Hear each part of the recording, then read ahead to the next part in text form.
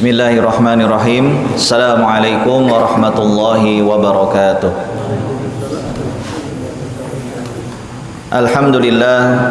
Alhamdulillahi rabbil alamin.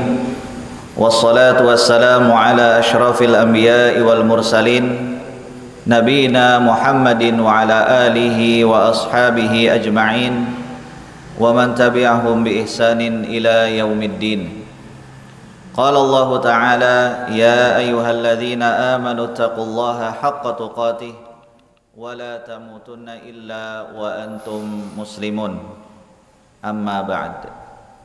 Kaum muslimin wal muslimat, jamaah pengajian yang semoga senantiasa dirahmati dan dimuliakan oleh Allah Subhanahu wa taala. Alhamdulillah, pada kesempatan malam hari ini kembali kita bisa duduk bermajelis di salah satu majelis ilmu yang kita harapkan keberkahannya, sakinah dan juga rahmatnya dari Allah Subhanahu wa taala. Dan mudah-mudahan majelis yang kita laksanakan rutin setiap malam hari ini mendapatkan keberkahan dan juga rahmat dan ampunan dari Allah Subhanahu wa taala.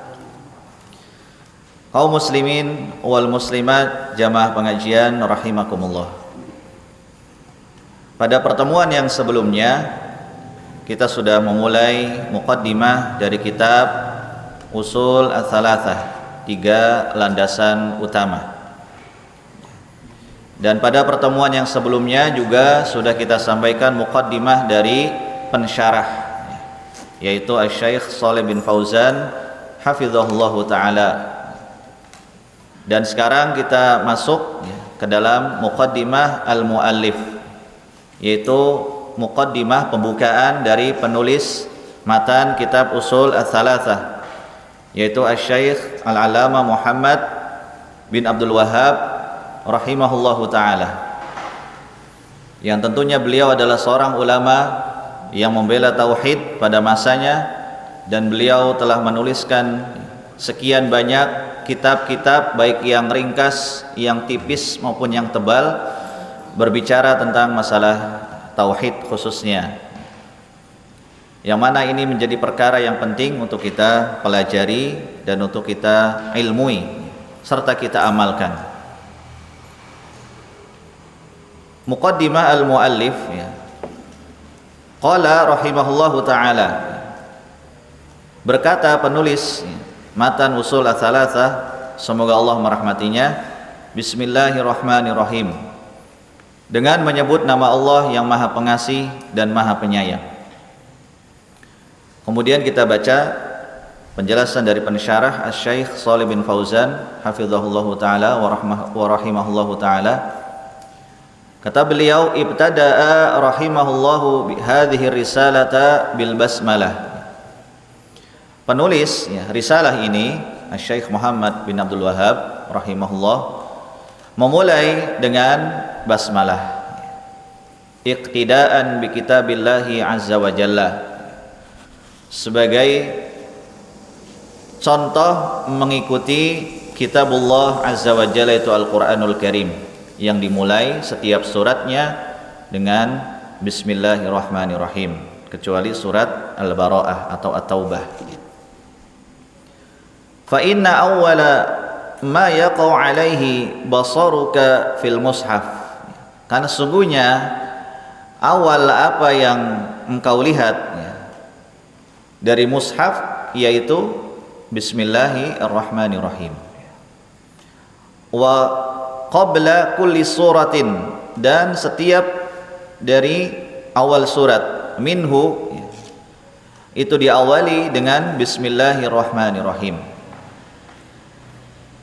Fal bida'atu biha fir rasaili, maka memulai dengan kalimat bismillahirrahmanirrahim atau kalimat basmalah fir rasail, di dalam risalah-risalah, wa fil kutub, dan di dalam kitab-kitab, wa fil muallafat, dan di dalam karya-karya tulis, iqtidaan bi kitabillahi azza wa jalla, dalam rangka mencontoh kitabullahi azza wa jalla Al-Qur'anul Karim.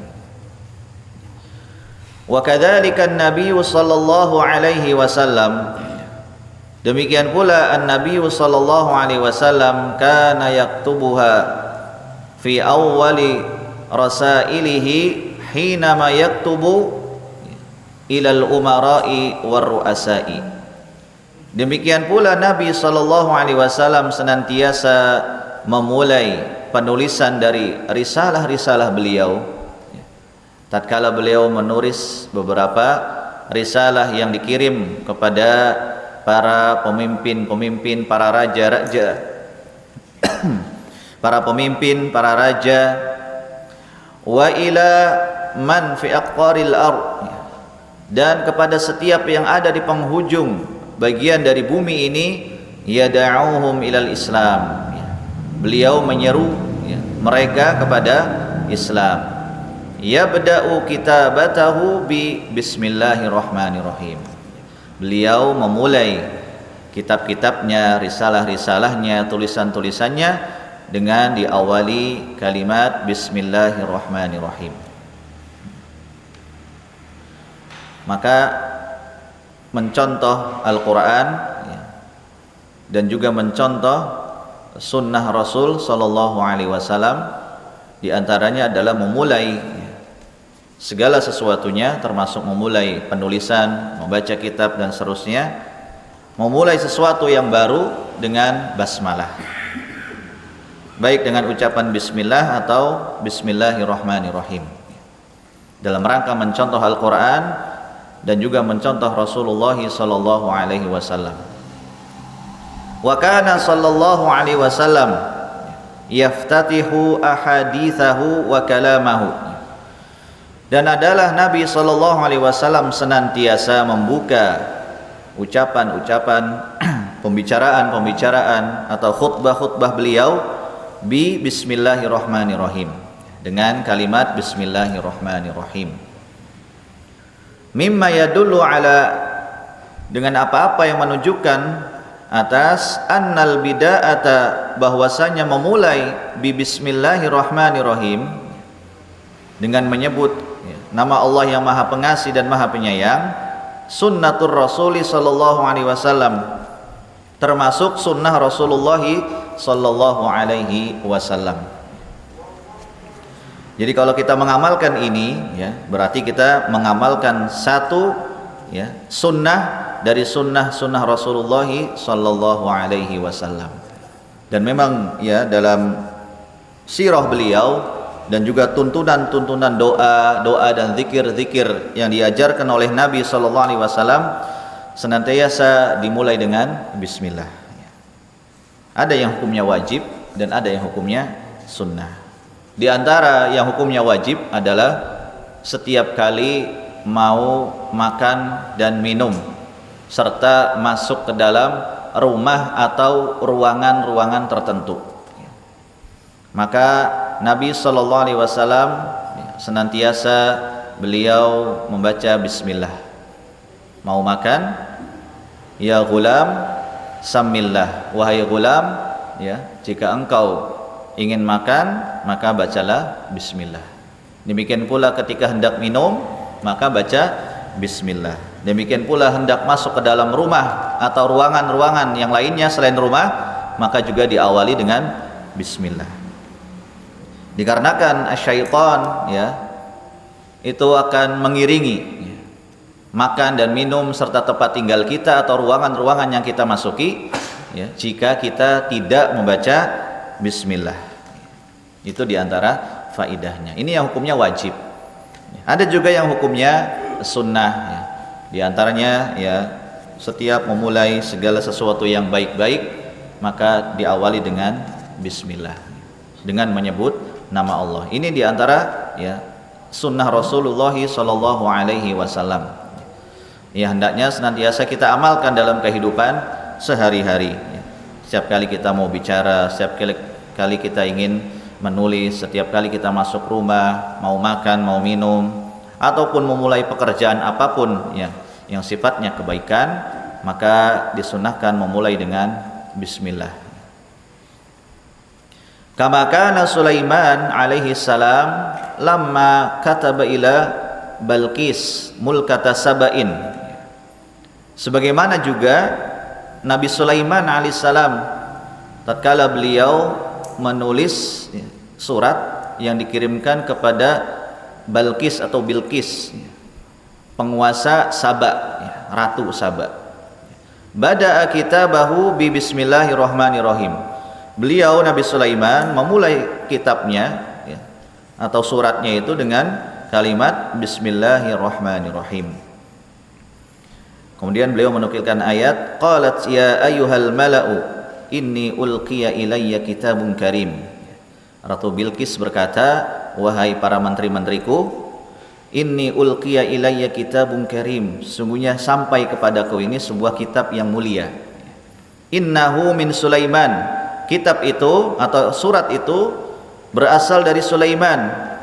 Wa innahu, dan beliau Nabi Sulaiman itu, kata Ratu Bilqis, memulai kitabnya itu dengan bismillahirrahmanirrahim, dengan menyebut nama Allah yang Maha Pengasih dan Maha Penyayang.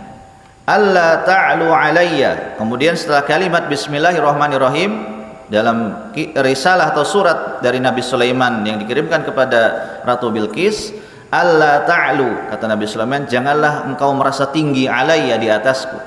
Artinya jangan merasa sombong, angkuh, alayya, atasku. Wa'tuni muslimin, dan datanglah menghadap kepadaku dalam keadaan muslimin, pasrah berserah diri ya, kepada Allah dan juga tunduk kepada Nabi Sulaiman alaihissalam. Disuruh masuk Islam Ratu Bilqis.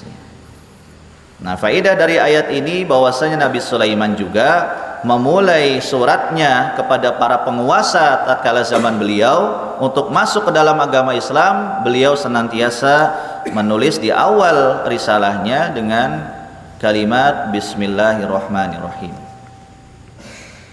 Maka berarti ini juga menunjukkan memulai sesuatu dengan basmalah termasuk sunnahnya para nabi dan para rasul.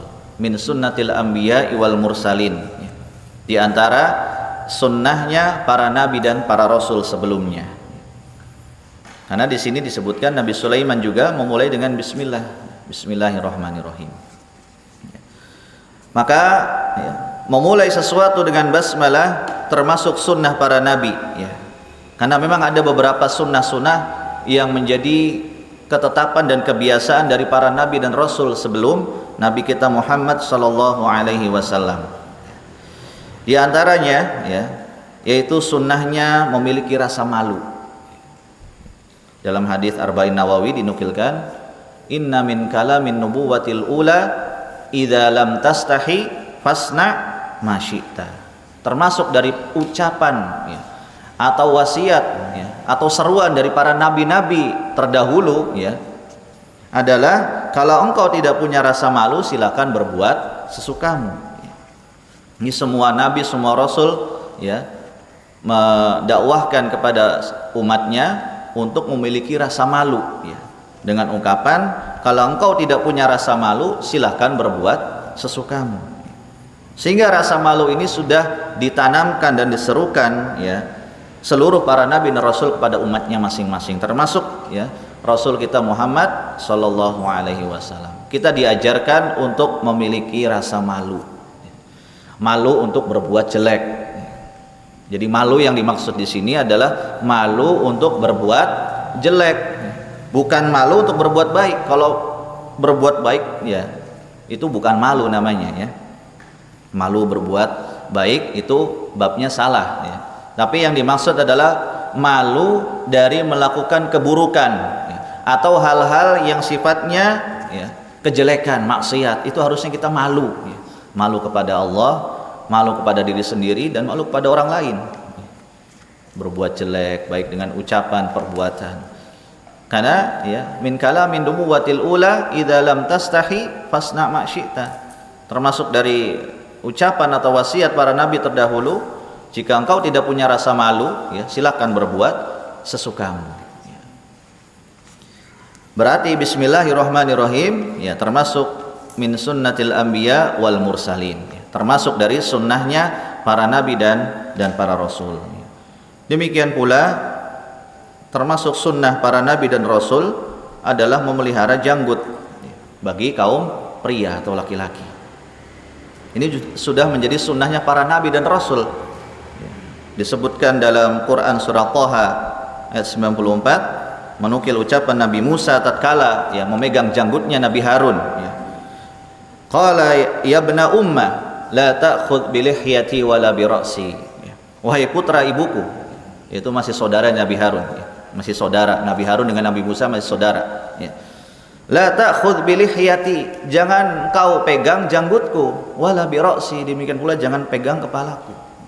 Jadi sudah dari zaman Nabi Musa, zaman Nabi Harun, menjadi kebiasaan para laki-laki itu adalah memelihara janggut. Dan ini juga yang membedakan laki-laki dengan perempuan. Yang Allah anugerahkan punya janggut, maka diperintahkan untuk dipelihara. Ini sudah dari orang-orang zaman dahulu. Sebab kalau laki-laki yang nggak punya janggut, kata Imam Ibnu Taimiyah, itu laki-laki yang cantik. Ya kan, beri perempuan, kecuali yang memang tidak Allah anugerahkan janggut, ya beda lagi itu mah. Tetapi yang Allah anugerahkan ya janggut atau jenggot, ya maka diperintahkan kaum laki-laki untuk menjaganya, ya. Tidak boleh untuk mencukurnya. Kalau orang zaman sekarang kebalik, ya. Kumis dipiara, jenggot dicukur, ya. Kalau orang zaman dahulu enggak, ya. Jenggot yang dipiara, kumis yang dicukur. Dan ini sudah termasuk sunnahnya para nabi dan rasul, ya. Sebagaimana kaum wanita itu mahkotanya rambut, ya. Maka laki-laki mahkotanya jenggot, ya. Sebab kalau rambut mah laki-laki ada yang gundul, ya. Sedangkan perempuan diperintahkan untuk ya memelihara rambutnya sebagai mahkota. Maka mahkotanya laki-laki itu janggutnya yang membedakan dia dengan kaum wanita. Kemudian juga di antara sunnah para nabi dan rasul adalah senantiasa mewasiatkan ya kepada keturunannya dengan perkara tauhid. Seperti dalam Quran surah Al-Baqarah ayat 132, tatkala Nabi Ibrahim dan Nabi Yakub mewasiatkan kepada anak keturunannya. Wa wassa biha Ibrahimu banihi wa Yaqub. Nabi Ibrahim dan Nabi Yakub mewasiatkan kepada anak-anaknya, ya baniya, wahai anak-anakku, tatkala keduanya jelang wafat.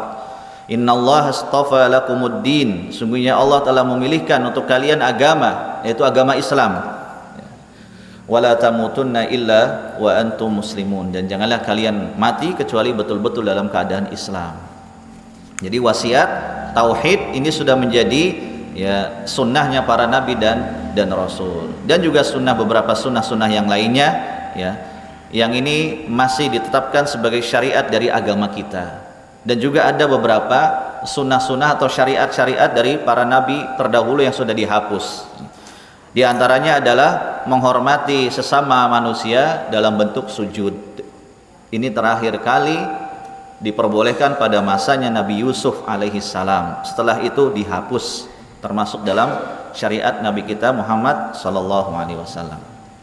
Nah, dahulu zamannya Nabi Yusuf ke atas, ya, salah satu bentuk penghormatan kepada sesama manusia itu diantaranya dengan cara sujud, ya. Sujud lil ihtiram, sujud untuk menghormati, bukan sujud lil ibadah, bukan sujud dalam rangka ibadah. Di antaranya juga Allah perintahkan malaikat dan iblis dari kalangan jin, ya. Ketika Allah menciptakan Nabi Adam, Allah perintahkan untuk sujud. Maka sujud, ya, penghormatan itu dahulu sempat menjadi syariat beberapa nabi dan rasul, kemudian dihapus setelah masanya Nabi Yusuf alaihissalam, ya. Dan di zaman kita juga sudah dilarang. Yang mendukung hal ini salah satu hadis Nabi sallallahu alaihi wasallam, kalau seandainya ya aku diperbolehkan untuk memerintahkan orang lain untuk sujud ihtiram, niscaya aku akan perintahkan wanita sujud kepada suaminya. Tetapi karena tidak boleh sama Allah ya, maka salah satu bentuk penghormatan adalah tidak dengan cara sujud. Jadi contoh syariat terdahulu yang sudah dihapus.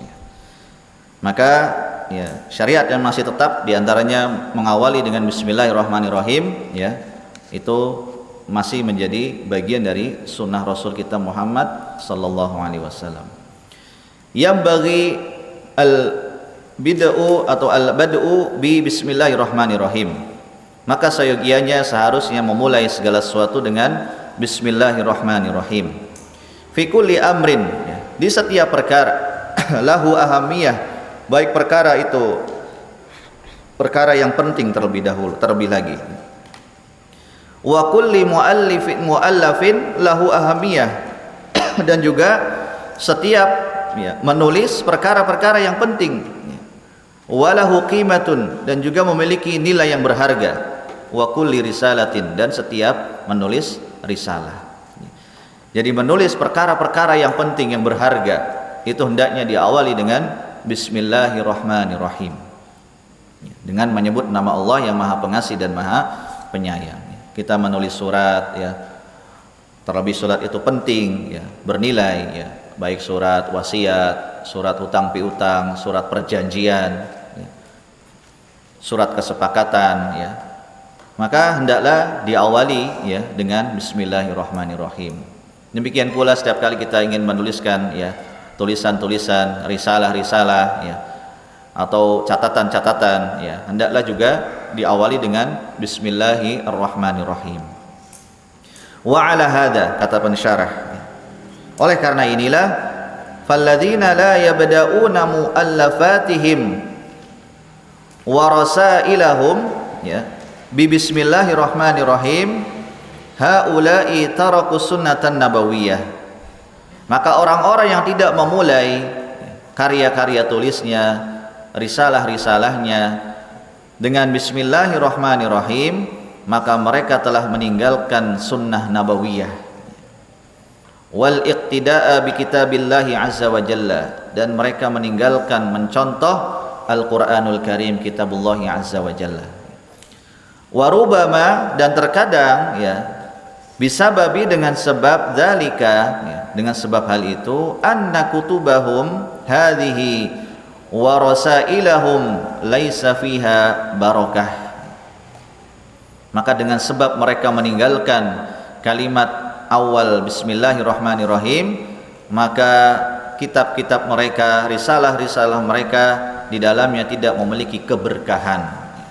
Panjang tulisannya, panjang pembahasannya, tebal kitabnya, tapi tidak diawali dengan Bismillahirrahmanirrahim, maka kitab itu tidak ada faidahnya, tidak ada barokahnya ya.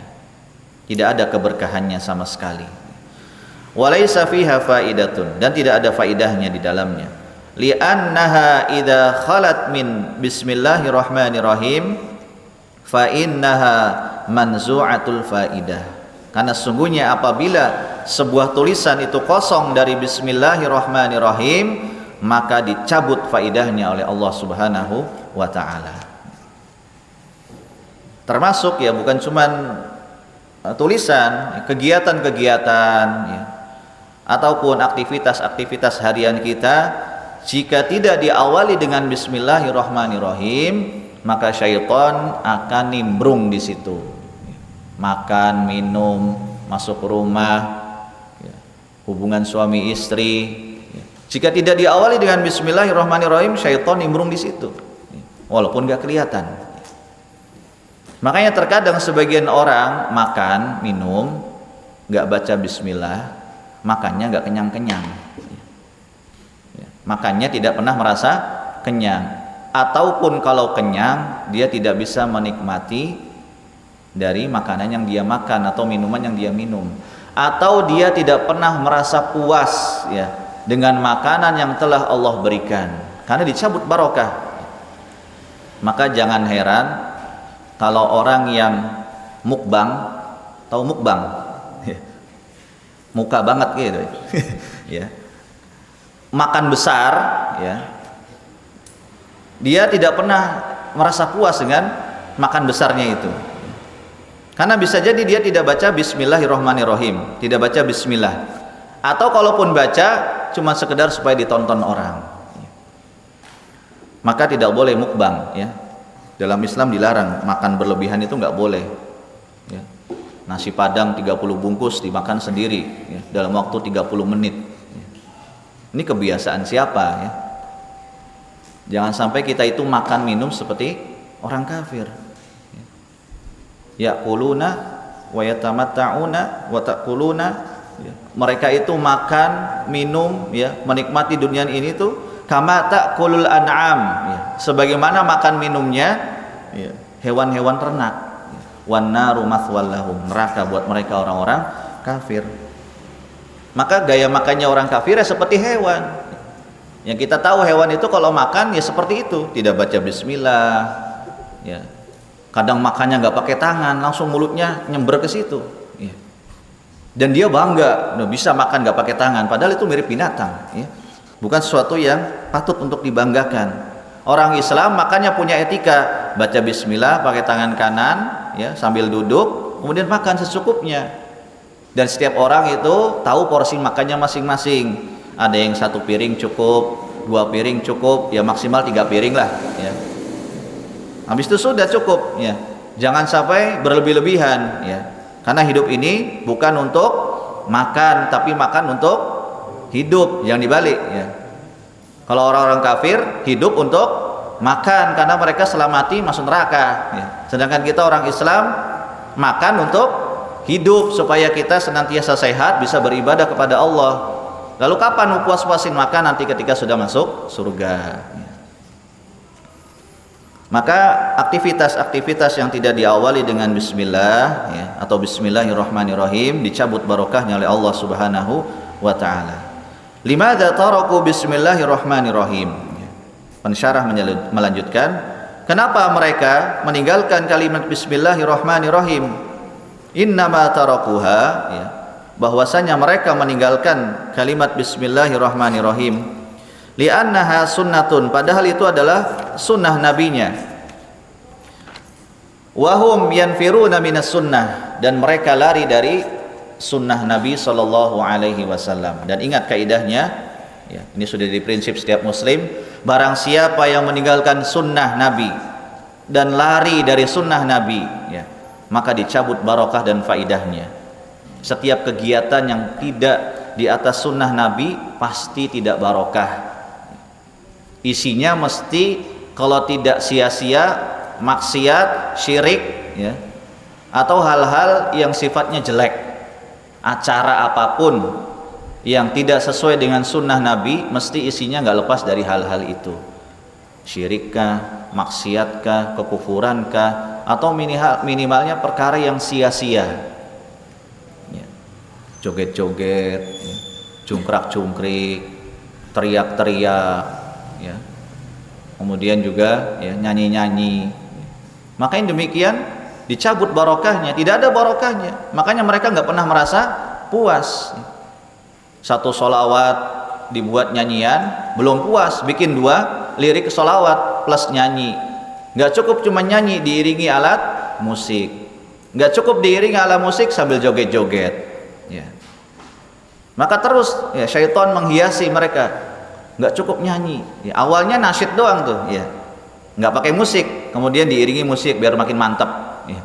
Kayaknya cuma nyanyi sama musik doang kurang mantap kalau tanpa bergoyang, ya. Maka ditambah dengan bergoyang dan berjoget. Na'udzubillahi min dzalik. Maka mereka yanfiruna minas sunnah, mereka lari dari sunnah, au yuqalliduna man yanfiru minas sunnah, atau mereka mengekor kepada orang-orang yang lari dari sunnah, ya. Fayan bagi at-tanabbuhu limithli hadza, maka wajib untuk berhati-hati dari perkara semisal ini. Maka harus berhati-hati, ya, jika tidak memulai segala sesuatu yang baik dengan bismillah atau bismillahirrahmanirrahim. Dicabut barokahnya, dicabut faidahnya, dan termasuk bentuk lari dari sunnah Nabi sallallahu alaihi wasallam dan mengekor kepada orang-orang yang tidak senang dengan sunnah Nabi sallallahu alaihi wasallam. Sehingga perbuatan-perbuatan yang buruk ya itu tidak diawali dengan bismillah. Perbuatan maksiat apapun yang manusia sadar itu maksiat, ya tidak ada dari mereka mesti mengawalinya dengan bismillah. Setiap kali mau nyanyi itu apa ada yang ngawali nyanyi dengan bismillah? Kan nggak ada ya. Mau nyanyi bismillahirrahmanirrahim terus nyanyi gitu kan nggak ada ya. Atau ya orang ingin merokok ya, kemudian mengawali dengan sebelum rokoknya mengucap apa? Bismillah. Ada nggak? Kayaknya nggak ada ya. Karena dia tahu rokok ini jelek ya. Rokok itu jelek karena rokok secara kesehatan sudah jelek ya. Kalau secara kesehatan sudah jelek, kenapa ini ya dia merokok ya. Belum lagi berbicara hukum ya, hukumnya haram ya, karena setiap yang jelek itu haram ya. Maka ya tidak ada orang mau ngerokok tuh mengucap ya bismillahirrahmanirrahim rokok nah gitu, nggak ada. Atau ingin mencuri, berzina atau berbuat dusta, bismillahirrahmanirrahim mencuri ya, nggak ada. Maka kalimat bismillah ya itu mengawali ya aktivitas yang baik. Faqauluhu ya, fa makna bismillahirrahmanirrahim ya. Kemudian pensyarah melanjutkan fa makna, maka makna bismillahirrahmanirrahim al isti'anatu bismillah, memohon pertolongan dengan nama Allah ya. Memohon pertolongan dengan nama Allah ya. Boleh nggak memohon pertolongan dengan nama atau sifat-sifat Allah? Hukumnya boleh nggak berwasilah dengan nama atau sifat-sifat Allah? Boleh ya. Dalam bab tauhid diperbolehkan ya, seorang itu memohon pertolongan, berdoa, berwasilah dengan nama-nama dan sifat-sifat Allah, sebagaimana firman Allah Ta'ala walillahil asma'ul husna fada'uhu biha, dan milik Allah nama-nama yang maha indah, maka berdoalah dengan menggunakan nama-nama tersebut. Karena nama Allah, sifat Allah itu merupakan bagian dari zat Allah Subhanahu wa ta'ala ya. Jadi sama aja kalau kita memohon isti'anah dengan bismillah ya, memohon pertolongan dengan nama Allah, sama aja minta pertolongan kepada Allah ya. Karena di alam semesta ini tidak ada satupun ya selain Allah yang bernama Allah ya. Sampai pun Fir'aun yang mengaku dirinya Tuhan, dia nggak berani menamakan dirinya saya Allah ya. Coba orang-orang yang pernah mengaku dirinya Tuhan atau menyeru kepada orang lain untuk menyembah dirinya, berani nggak dia menyebut saya Allah? Nggak ada ya. Dari zaman Nabi Adam, Nabi Nuh sampai sekarang, sampai kiamat nanti, tidak ada orang itu berani mengatakan saya Allah ya. Karena dia tahu ya, Allah itu nama yang khusus bagi zat Allah Subhanahu wa ta'ala saja ya. Maka tatkala dia mengaku ya, saya Allah ya, sudah pasti dia sesat ya. Maka al-isti'anatu bismillah, mohon pertolongan dengan nama Allah itu diperbolehkan ya. Berwasilah dengan nama-nama dan sifat-sifat Allah Subhanahu wa ta'ala itu diperbolehkan, termasuk wasilah yang syar'i yang diperbolehkan dalam syariat. Faqauluhu, kata pensyarah, maka ucapan penulis Syekh Muhammad bin Abdul Wahhab bismillah jarun wa majrurun ya. Hukumnya secara tata bahasa itu jar wa majrur ya. Ada isim jar dan ada isim majrur. Muta'alliqun bimahdhufin ya. Terkait dengan ada sesuatu yang dihapus, takdiruhu, yang takdirnya atau kata yang dihapus itu adalah asta'inu bismillahirrahmanirrahim. Aku mohon pertolongan dengan nama Allah yang Maha Pengasih dan Maha Penyayang. Au abtadi'u bi bismillahirrahmanirrahim. Atau aku memulai dengan menyebut nama Allah yang Maha Pengasih lagi Maha Penyayang, tabarrukan biha, mencari berkah dengannya. wasti'anatan billahi azza wa jalla, dan memohon pertolongan kepada Allah azza wa jalla. Jadi ngalap berkah dengan nama-nama dan sifat-sifat Allah itu diperbolehkan. Makanya orang yang memulai aktivitasnya dengan bismillah, insya Allah berkah, ditolong oleh Allah subhanahu wa ta'ala. Orang yang memulai setiap kali masuk rumahnya dengan bismillah, insya Allah rumahnya berkah, karena syaitan tidak ikut masuk.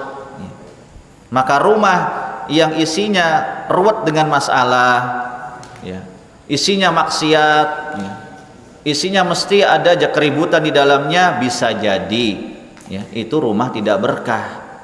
Tidak ada menyebut nama Allah di dalamnya. Setiap masuk nggak baca bismillah, setiap keluar nggak baca bismillah, tidak ada nama Allah disebut, nggak ada baca Quran, nggak ada sholat, nggak ada zikir dalam rumah tersebut, maka rumah itu jadi rumah setan atau rumah angker, walaupun penghuninya banyak. Jadi definisi rumah angker itu rumah yang tidak disebutkan nama Allah di dalamnya, walaupun ada penghuninya, karena bisa jadi penghuninya itu sudah dirasuki oleh syaitan. Na'udzubillah min dzalik. Dijauhkan rumah-rumah kita dari syaitan. Maka rumahnya jika ingin berkah, mendapatkan pertolongan, penjagaan dari Allah, setiap kali masuk rumah dan keluar rumah jangan lupa baca bismillah. Fahiya matla'un 'azimun, maka itu adalah sebuah posisi yang sangat agung, lil kalam, untuk mengawali pembicaraan, walil kutub, dan mengawali kitab-kitab penulisan warasail dan juga risalah-risalah. Fal insan yasta'inu billahi fi bidayatiha, maka seseorang memohon pertolongan kepada Allah di dalam mengawali aktivitasnya, wa yatabarraku bismihi subhanahu wa ta'ala, dan dia mengharapkan berkah dengan menyebut nama Allah subhanahu wa ta'ala. Maka orang-orang yang berbuat syirik, orang-orang yang berbuat kekufuran, mereka adalah orang yang paling jauh menyebut nama Allah azza wa jalla, dan mereka paling dekat menyebut nama syaitan atau nama berhala-berhala mereka. Sehingga di antara amalan-amalan para dukun, tukang sihir, tidak ada satupun mereka berani menyebut nama Allah secara utuh. Kalaupun ada, mereka potong-potong.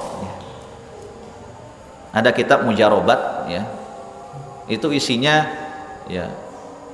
mantra-mantra, jampe-jampenya para dukun yang mengaku-ngaku sebagai guru spiritual. Penampilannya sama kayak kita, orang soleh, pakai jubah, pakai, kalau perempuan pakai kerudung, tapi isinya syirik. Surat Al-Ikhlas itu dipotong-potong.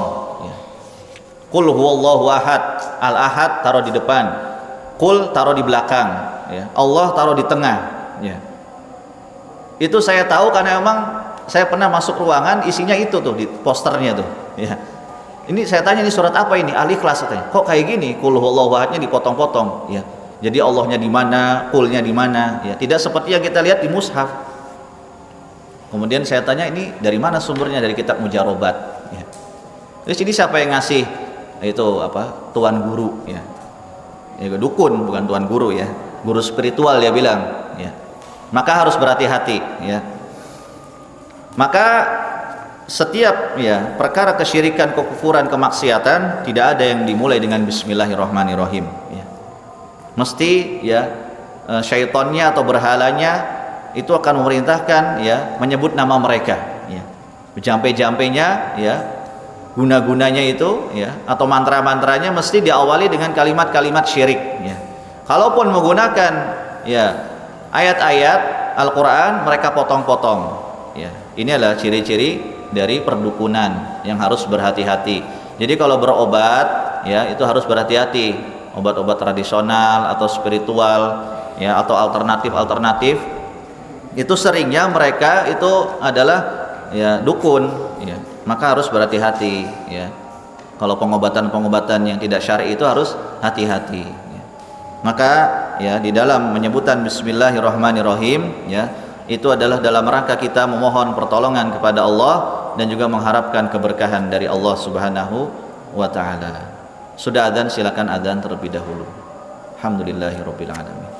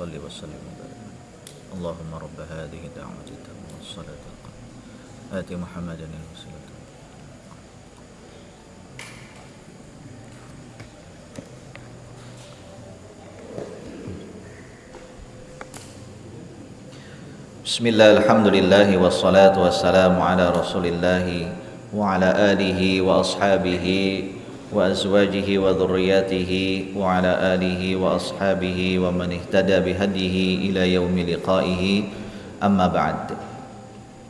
Kaum muslimin wal muslimat, jemaah kajian rahimakumullah. Selesai dari penjelasan kalimat bismillahirrahmanirrahim, kita lanjutkan ke matan Al-Masailu Al-Arba' allati tadammanatha suratul Asr. 4 pembahasan yang menjadi kandungan dari surat Al-Asr. Qala al-muallifu Asy-Syaikh Muhammad bin Abdul Wahhab rahimahullah, i'lam rahimakallah. Ketahuilah semoga Allah merahmatimu. Kemudian pensyarah menjelaskan qauluhu i'lam, ucapan penulis matan i'lam kalimatun tusyiru ilal ihtimam bil maudu, adalah sebuah kalimat yang mengisyaratkan untuk menaruh perhatian terhadap tema pembahasan. Fa idza qala i'lam, maka apabila beliau mengatakan i'lam, fa ma'nahu, maka maknanya adalah annal amra alladhi sayulqihi 'alaika amrun muhimmun, bahwasanya perkara yang akan disampaikan kepadamu adalah perkara yang sangat penting. Fahadhil kalimah, maka kalimat ini tadullu, menunjukkan ala atas ahamiyatil maudhu', pentingnya tema pembahasan, allati yubda'u biha fihi, yang dimulai dengannya di dalam tema pembahasan tersebut. Wa makna i'lam, ya, dan makna i'lam fi'lu amrin minal ilmi. I'lam itu adalah fi'il amr, ya, yaitu kata kerja berupa perintah dari kata ilmu. Ai ta'allam, yang memaknanya adalah ta'allam, pelajarilah, ya. Wal ilmu, dan ilmu, huwa, yaitu idraku syai'i ala ma huwa alaihi fil waqi'i, pengetahuan terhadap sesuatu atas apa yang betul-betul di dalam realitanya. Ilmu adalah pengetahuan terhadap sesuatu yang sesuai dengan realita. Nah, bahasa gampangnya begitu. Pengetahuan terhadap sesuatu yang cocok dengan kenyataan, itu namanya ilmu. Atau tasawwuru syai'i ala tabqil waqi', atau gambaran sesuatu sesuai dengan realitanya, cocok, ya, sesuai dengan kenyataannya, sesuai. Ini definisi al-ilmu, ya.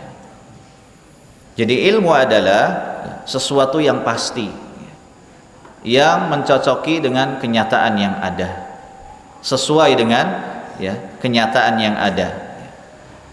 Maka lawan dari, ya, ilmu adalah al-jahlu, ya. Wa idraku syai'i ala khilafi ma huwa alaihi fil waqi', ya. Kata pensyarah, maka dan mengetahui sesuatu tapi menyelisihi realitanya, au tasawwuru syai'i ala khilafil waqi', ya, atau gambaran sesuatu tetapi tidak sesuai dengan kenyataan, huwal jahlu, itu adalah kebodohan. Wa huwa diddul ilmi, dan itu lawan dari ilmu. Jadi kalau ilmu itu pasti, kalau kebodohan itu sesuatu yang tidak pasti. Contoh, biar gampang memahaminya, antara tauhid dan syirik. Tauhid itu ilmu atau kebodohan? Ilmu, ya. Sedangkan syirik lawannya, berarti syirik adalah kebodohan. Kenapa tauhid disebut dengan ilmu? Karena dia sesuai dengan kenyataan. Kita tahu tauhid memerintahkan untuk beribadah hanya kepada Allah. Siapa Allah? Dialah pencipta, dialah pengatur, dialah pemilik, ya, alam semesta ini. Maka, ya, kita persembahkan ibadah ini kepada pemiliknya, yaitu siapa? Allah Subhanahu wa ta'ala, yang memiliki kita semuanya. Berarti ini cocok nggak dengan realita? Cocok. Dengan kenyataan cocok? Cocok, ya. Kenyataannya kan kita milik Allah, semua yang di alam semesta ini milik Allah.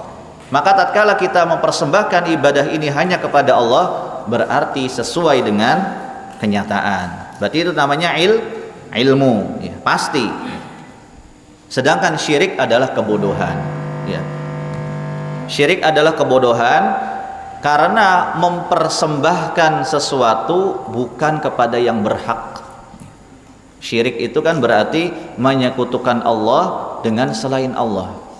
Bisa jadi dia menyembah Allah, menyembah juga kepada yang lainnya, atau dia murni menyembah kepada selain Allah, dan itu sebuah kebodohan. Karena apa? Ya, karena selain Allah disebut makhluk, ya. Selain Allah disebut makhluk. Siwallahu wal alam, ya. Selain Allah itu statusnya alam, ya. Alam itu makhluk, ya, ciptaan, ya. Al-Khaliq cuma satu, yaitu Allah Subhanahu wa ta'ala. Maka mempersembahkan ibadah kepada selain Allah berarti mempersembahkan sesuatu bukan kepada pemiliknya. Nah, sama-sama makhluk. Kita dengan malaikat statusnya sama-sama makhluk Allah. Kita dengan para nabi, para rasul, para wali, orang-orang soleh, itu juga sama-sama makhluk Allah Subhanahu wa ta'ala, ya. maka tidak boleh mempersembahkan ibadah kepada mereka, ya, karena mereka bukan pemiliknya, ya. Yang pemilik adalah Allah Subhanahu wa ta'ala. Sehingga kesyirikan itu adalah sesuatu yang memberikan sesuatu bukan kepada pemiliknya, dan itu merupakan bentuk kebodohan, ya. Maka tauhid, kita belajar tauhid ini supaya jadi muslim yang cerdas, ya. Bukan jadi muslim yang bodoh. Tidak ada di dalam bab tauhid ini, ya, itu mengajarkan kebodohan, itu enggak ada. Tidak ada ustadz, dai, kiai atau guru, ya, atau syekh, ya, mengajarkan tauhid, ya, itu menyeru kepada dirinya, itu enggak ada, ya. Mesti isinya menyeru kepada Allah Subhanahu wa ta'ala. Berbeda dengan dakwah selain tauhid.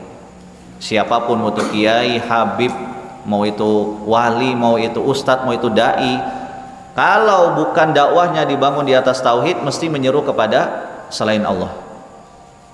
Tidak sering dan tidak jarang kita dapati orang itu menyeru kepada dirinya, menyembah dirinya. Bahkan sebagian orang berani, ya, mengklaim dirinya itu tahu ilmu gaib, ya, tahu siapa surga, siapa neraka, ya, sehingga mereka berani untuk, ya, melangkahi, ya, apa yang bukan menjadi haknya. Hak surga neraka itu hak siapa? Allah Subhanahu wa ta'ala, murni, ya. Nabi Muhammad SAW saja tidak bisa menjamin pamannya masuk surga, bahkan pamannya pun mati dalam keadaan syirik, Abu Thalib. Demikian pula Fatimah binti Muhammad SAW tidak bisa menjamin ayah beliau Nabi Rasul, ya, tidak bisa menjamin putrinya masuk surga kecuali kalau dia beriman dan beramal soleh, ya. Apalagi selain beliau, ya, mengaku sudah, ya, tahu posisinya di surga, kemudian yang mau masuk surga silakan booking lewat dia, ya. Na'udzubillah min dzalik, ya. Ini adalah sebuah kelancangan dan kesombongan. Mesti dakwahnya bukan tauhid, mesti dakwahnya syirik, kalau enggak maksiat, ya. Maka dakwah tauhid ini mengajak kepada kecerdasan kita, ya, mengajak kepada ilmu. Sehingga al-ilmu adalah sebuah kepastian, sedangkan kebodohan adalah sesuatu yang tidak pasti, ya. Orang yang berbuat syirik, ya, pelaku kaum musyrikin itu, ya, ketika mereka menyembah berhala-berhala mereka, apakah berhala yang mereka sembah itu pasti menjanjikan, ya, kebahagiaan buat mereka? Tidak, ya. Coba orang yang menyembah berhala, ya, menyembah kerbau, menyembah sapi, menyembah pohon keramat, menyembah jimat-jimat, ya, menyembah selain Allah apapun itu, ya. Apakah yang mereka sembah itu bisa menjanjikan sesuatu yang berupa kepastian? Tidak ada satupun, ya. Mereka mengharapkan pertolongan, ya. Ternyata pertolongannya hanya semu, sesuatu yang sifatnya hanya janji palsu. Maka itu adalah sebuah kebodohan. Orang yang meminta pertolongan kepada dukun, ya, baik kesembuhan, ya, lancar dapat jodoh, lancar dapat pekerjaan, sukses di dunia, ya, mulus dapat jabatan, datang ke dukun, apakah itu sesuatu yang pasti dukun itu akan mengabulkan? Jawabannya tidak, ya. Maka hati-hati, ya, jangan sampai jadi korban tukang kibulnya dukun, ya. Karena orang zaman sekarang itu banyak sekali percaya sama dukun, ya. Baru bisa, ya, tepat, ya, meramal sesuatu sudah langsung orang itu percaya, dan itu realitanya manusia, ya. Na'udzubillah min dzalik, ya. Jangan sampai jadi korban tukang kibul dukun, ya. Musuhnya ustadz, dai, tauhid itu dukun, ya. Dukun itu adalah dajjal kecil yang kerjaannya tukang nipu orang. Jangan sampai tertipu dengan dukun, apapun itu bentuk dohirnya, ya. Hati-hati, ya. Walaupun penampilannya seperti Habib, ya, itu kadang, ya, dukun, ya, dan Habibnya palsu, ya. Tanpa kita mengurangi rasa hormat memang kepada Habib yang betulan Habib, ya.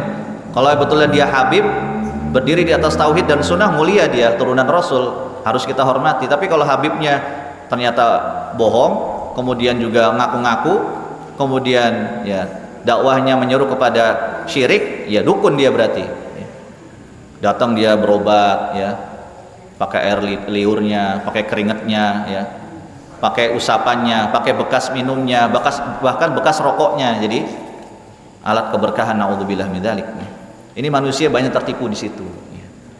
Itu baru bicara sesama manusia. Yang lebih bodoh lagi ngalap berkah sama hewan. Sampai kotoran hewan, baik sapi, kerbau atau yang semisal, dianggap sebagai alat keberkahan. Ya. Kira-kira otak mana yang bisa nerima itu? Ya.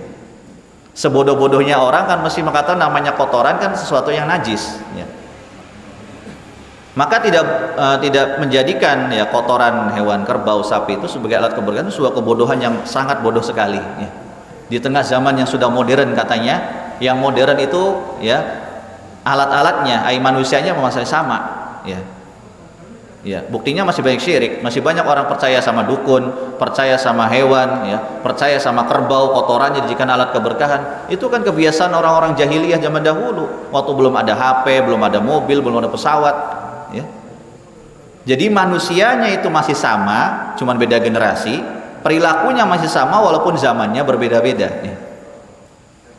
Sehingga kalau ada yang bilang zaman edan, itu betul apa salah? Salah. Yang edan bukan zamannya, siapanya? Manusianya ya.